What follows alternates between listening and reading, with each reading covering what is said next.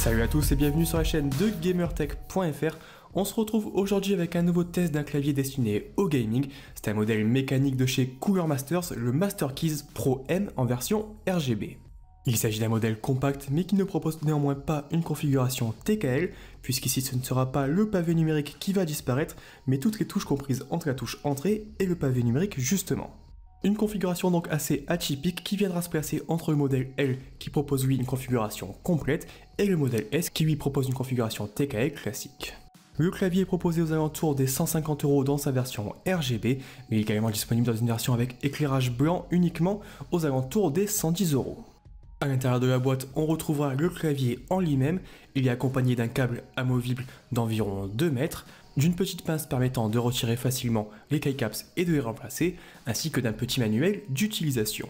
Comme d'habitude, on débute la présentation avec le design et ergonomie du clavier, et comme expliqué précédemment, le modèle se veut plutôt compact, avec une longueur d'environ 37 cm pour une largeur de 14 cm.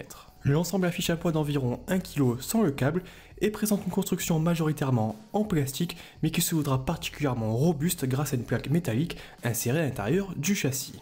Du côté du look, pas de folie pour ce Master Keys Pro M version RGB puisque l'on reste sur un design plutôt classique avec un look qui pourra aussi bien s'accorder sur un setup gaming que sur un setup bureautique.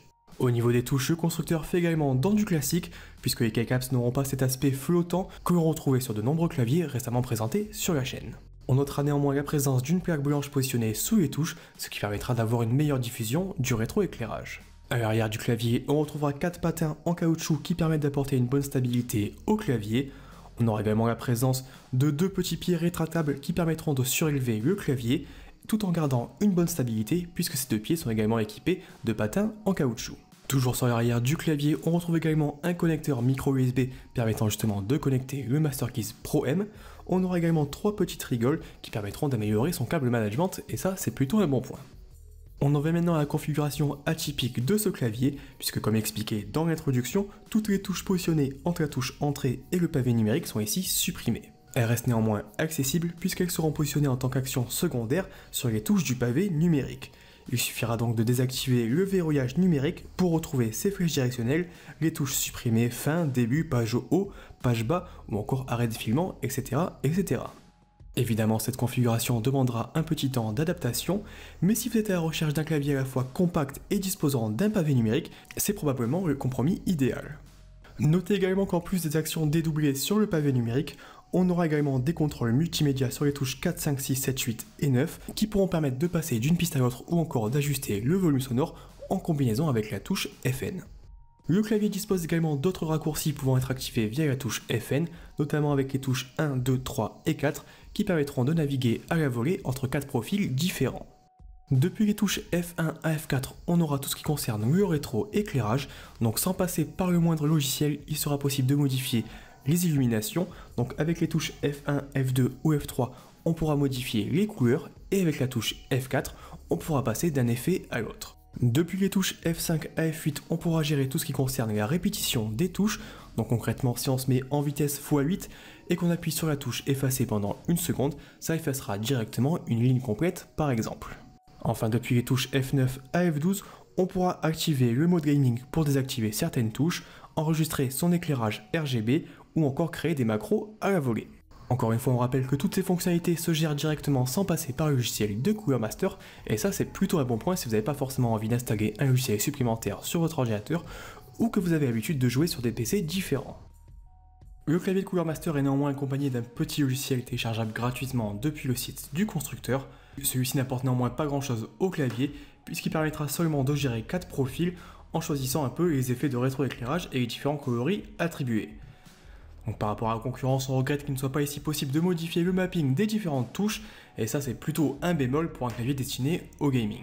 On en vient maintenant aux performances de ce Master Keys Pro M RGB et de ce côté-là pas de surprise puisque le clavier intègre des interrupteurs de chez RMX. Plus précisément, il s'agit de modèles RMX Red qui proposent une frappe linéaire avec une force d'activation de 45 cN et un point d'activation à 2 mm. Côté durabilité, il faudra compter sur environ 50 millions de frappes et clairement il y a de quoi voir venir. Testé sur plusieurs jeux, la qualité de frappe est évidemment au rendez-vous et clairement de ce côté-là, pas grand chose à reprocher concernant le Master Keys Pro M. Gardez évidemment à l'esprit que le choix d'interrupteur mécanique est avant tout une question de feeling et qu'il n'y aura pas en pratique des interrupteurs mécaniques plus performants que d'autres, cela dépendra avant tout des préférences de chaque joueur. Enfin, le dernier point, ça concerne les nuisances sonores provoquées par les interrupteurs mécaniques de ce Master Keys Pro M. En pratique, le bruit est plutôt contenu pour un modèle mécanique, mais je vous laisse vous faire votre propre idée avec une petite démonstration.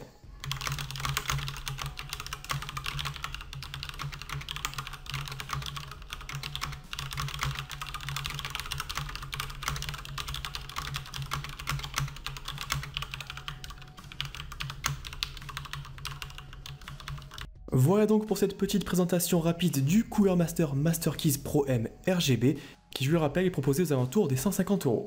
Un tarif qui reste relativement élevé selon nous, notamment pour un produit qui peine niveau fonctionnalité par rapport à certains concurrents, puisqu'il n'est par exemple pas ici possible de remapper la plupart des touches du clavier. La configuration du modèle reste cependant intéressante et pourra se positionner comme une bonne alternative par rapport au modèle TKL classique. Enfin, avant de se quitter, je vous rappelle que vous pouvez consulter un test plus complet directement sur gamertech.fr. Vous avez le lien qui est en bas dans la description de la vidéo. Vous y trouverez également un lien pour commenter directement le clavier.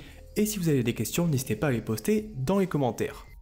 Je vous invite aussi à mettre un petit pouce bleu si vous avez aimé la vidéo, ça nous aidera à faire connaître et à développer la chaîne. Et surtout, n'oubliez pas de vous abonner et d'activer les notifications pour ne pas rater une seule de nos présentations. Et moi, je vous dis à très bientôt.